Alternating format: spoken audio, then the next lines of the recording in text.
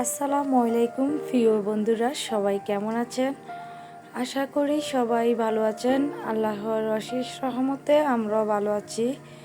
চলে আসলাম মুস্কান ফ্যামিলি থেকে আরও একটা নতুন ভিডিও নিয়ে। এই তো ভিডিও শুরুতে আমি বেসিনটা ক্লিন করে নিলাম। আজকে অনেক কাজ বাসায়, তার ভিতরে আবার দাওয়াতও আছে, তার জন্যে আগে আগে সব কিছু করে নিচ্ছি আর কি। আর তার ভিতরে বাচ্চাদেরও স্কুল আছে, সব মিলিয়ে কিন্তু আজকে আমি অনেক প্যারাই থাকবো।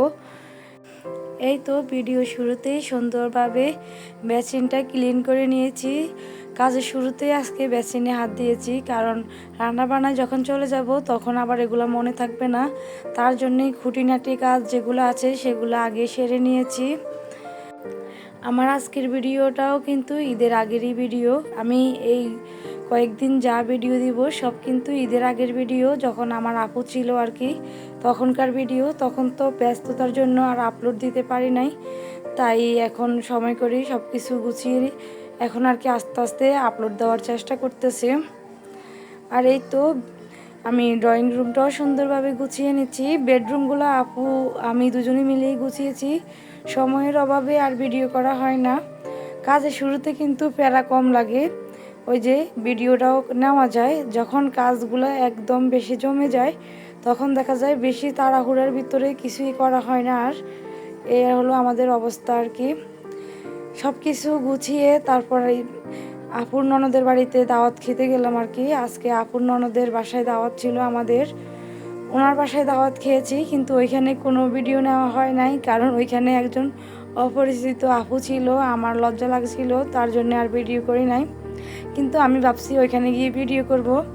আপুর ননদরা তো জানে যে আমি ভিডিও বানাই, কিন্তু শরমের জন্য আর ভিডিও করা হয় নাই আর কি। আপুর ননদ কিন্তু আমাদের জন্য অনেক কিছু আয়োজন করেছে, অনেক ভালো লাগছে। ওনার বাসায় অনেক মজা করে ওনার রান্না খেয়েছি, কিন্তু দুঃখের বিষয় হলো ভিডিও করা হয় নাই। ওনার বাসা থেকে দাওয়াত খেয়ে আমরা রিগালে চলে এসেছি।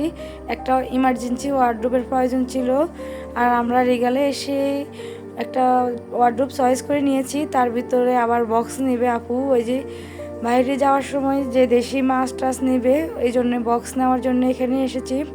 আর রিগালের কালেকশনগুলো অনেক সুন্দর ছিল। এই তো আপনাদের সাথে একটু শেয়ার করে নিলাম।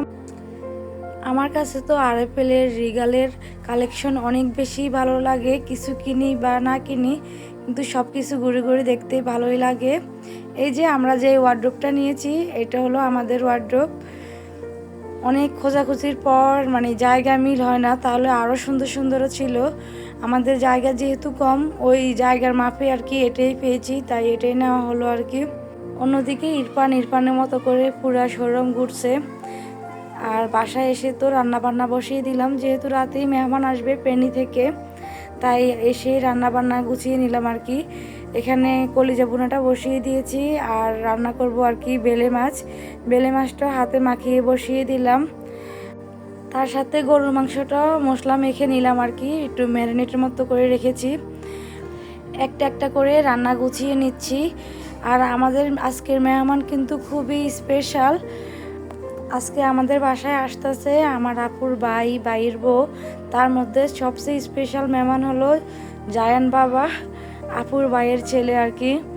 ওনারা অনেক দূর থেকে আসতেছে। আর এই তো আমাদের রান্নাবান্নার মাঝখানে কিন্তু ওনারা এসে গেছে।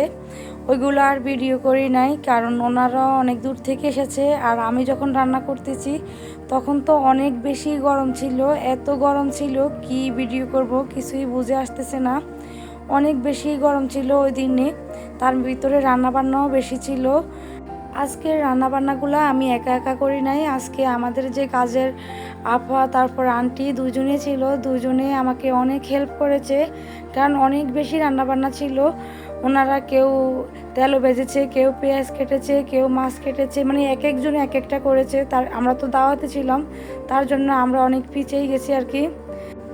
ছোটো মাছ রান্নার পাশাপাশি কলিজা ভুনাটাও প্রায় রান্না হয়ে আসছে। তার সাথে রুই মাছ ভুনা করে নিয়েছি, তেলের মধ্যে আর কি ভুনা করলাম। এভাবে রুই মাছ ভুনা করলে খেতে ভালো লাগে। আর আজকের রান্নাগুলো তো অনেক তাড়াহুড়ার মধ্যে হয়েছে, আমার মনে হয় মোটামুটি হয়েছে, আহামরি মজা হয় নাই। তাড়াহুড়া রান্না বান্না আহামরি মজা করে রান্না করা যায় না। রান্নাবান্না করতে হয় একটু ঠান্ডা মাথায়। তার ভিতরে তো অনেক গরম ছিল, একবার কিচেনে যাই একবার বেডরুমে যাই, মানে একদিকে রান্নাবান্না অন্যদিকে আবার মেহমান আপ্যায়ন। তার সাথে আমার বাচ্চা কাচ্চা তো আছে, ওরা তো একজন দেখলে দুষ্টামি বেশি করে করে। এই যে গরু মাংসটা কষাচ্ছি, তার সাথে আবার চিংড়ি মাছগুলো ভেজে নিচ্ছি। চিংড়ি মাছগুলো আমি তেলে ভাজলাম আর কি, পরে কিন্তু চিংড়ি মাছ মুরগি এগুলো আমি রান্না করি নাই, এগুলো আমার বানু আফা আর কি, আফার কাজের আফা রান্না করেছে। তখন অনেক রাত হয়ে গেছে, আমার আর শরীরে দেয় না, তাই আমি করি নাই। আর এই তো গরুর মাংস রান্নাটাও শেষ। আর আজকে রান্নাবান্না কিন্তু অনেক বেশি বেশি করে করা হয়েছে, কারণ পরের দিনে হলো আমার আফুর ওই জমিটা রেজিস্ট্রেশন, তার জন্যে বেশি বেশি করে রান্না করা হয়েছে। কারণ যারা যারা আসবে আত্মীয় স্বজন তাদেরকেও খাওয়াবে বাসায় আর কি।